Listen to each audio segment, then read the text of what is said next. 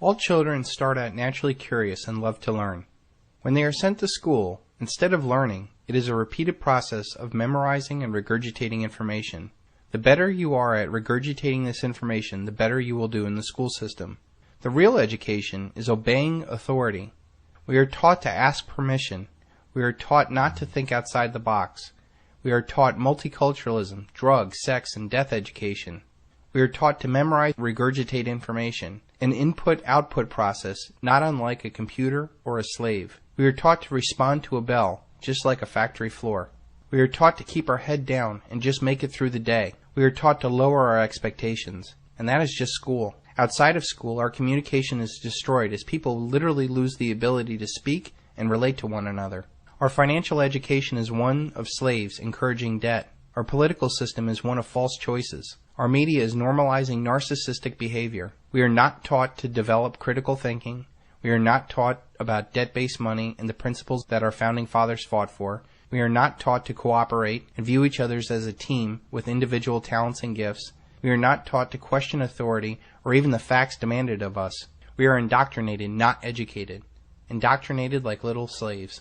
The secret of American schooling is that it does not teach the way children learn, nor is it supposed to. Schools were conceived to serve the economy and the social order rather than the kids and the families. That is why it's compulsory. As a consequence, the school cannot help anybody grow up, because its prime directive is to retard maturity.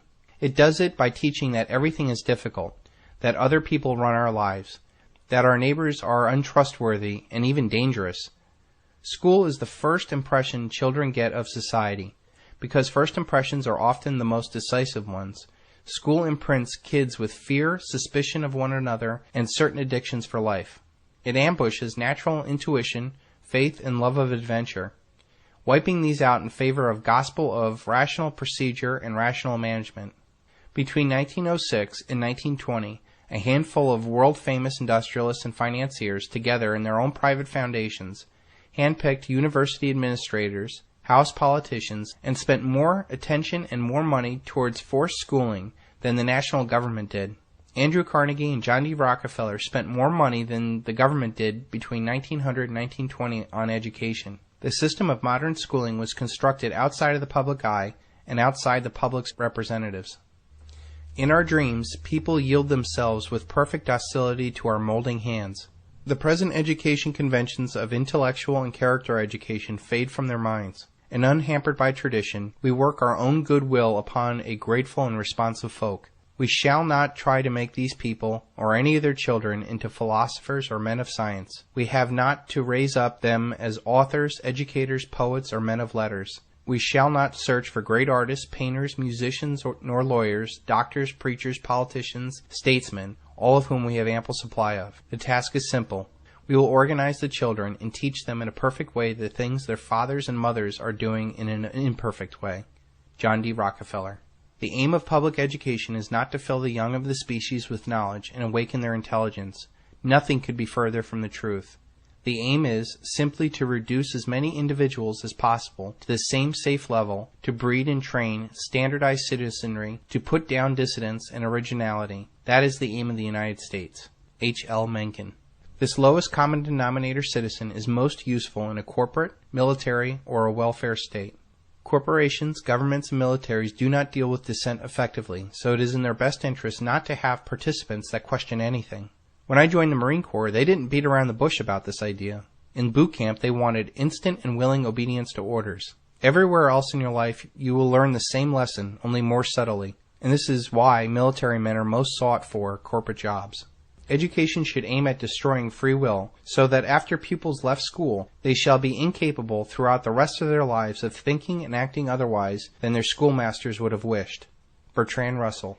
Our education system is centered on an input-output process of information. Our success or failure depends on our efficiency of taking what the teacher tells us and then regurgitating that same information onto an exam. Those that are able to blindly regurgitate information the best are rewarded with higher grades. They are told that they are smart, when in fact they are just thoroughly indoctrinated. This input-output process is no different than a computer or what a slave does. You give it a command, and it just does it, without question. This system was carefully created to mold us into what we are today. The masses blindly flow through this education system and naturally fit into centralized systems that want good, little, obedient workers who take orders without question. We all know that person who is very smart, or indoctrinated, that excels in a corporation, military, or government job, and yet they lack any real street smarts to see what's really going on in their lives. When you understand that their mind only functions on what they are told, it becomes clear to you that they are only able to be successful in a centralized system where taking orders is a way of life.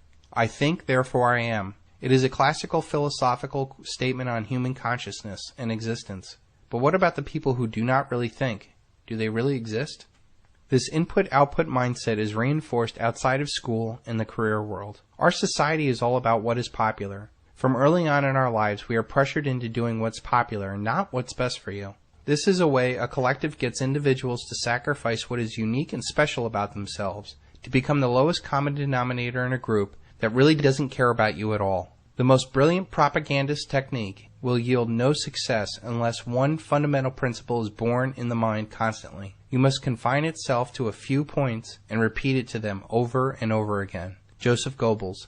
When you look at our news or political debate, it is driven by talking points where they are repeated with such accuracy it's scary. Talk show host Conan O'Brien may be about to push the envelope on late-night television. Conan O'Brien may be able to push the envelope on late-night television. Conan O'Brien may be about to push the envelope on late-night television. Conan O'Brien may be about to push the envelope on late-night television. Conan O'Brien may be about to push the envelope on his late-night television. Conan O'Brien may be about to push the envelope on late-night television. Conan O'Brien may be about to push the envelope on late-night television. Conan O'Brien may be about to push the envelope on late-night TV. Conan O'Brien may be about to push the envelope on late-night television. Conan O'Brien may be about to push the envelope on late-night television. Conan O'Brien may be about to push the envelope once again on late-night TV. Conan O'Brien may be about to push the envelope on late-night television. Conan O'Brien is looking to push the envelope on late-night television. Conan O'Brien may be about to push the envelope on late-night TV. Conan O'Brien may be about to push the envelope on late-night television. Conan O'Brien may be about to push the envelope on late-night television. Conan O'Brien may be about to push the envelope on late-night television. Conan O'Brien may be preparing to push the late-night envelope. Intellectual debate in this society somehow passes for those who can scream their talking points the loudest over the other. This is done purposely to get a confrontational, emotional reaction from the indoctrinated and to dissuade the logical and independent thinker from even entering the debate. Through this process, the collective is intellectually safe from any challenge to its power. Do your thoughts serve to free you, or simply to make you freely serve? These talking points are created by people who do think about how to control societies. They weave this input-output slave thought into an Hegelian dialectic that they control. They essentially have a society that bickers over issues that have no real importance on the real power of the world. They use hot-button, emotional issues like abortion or gays in the military to divide and conquer us, while they laugh all the way to the bank, march us off to the war, and destroy our Constitution.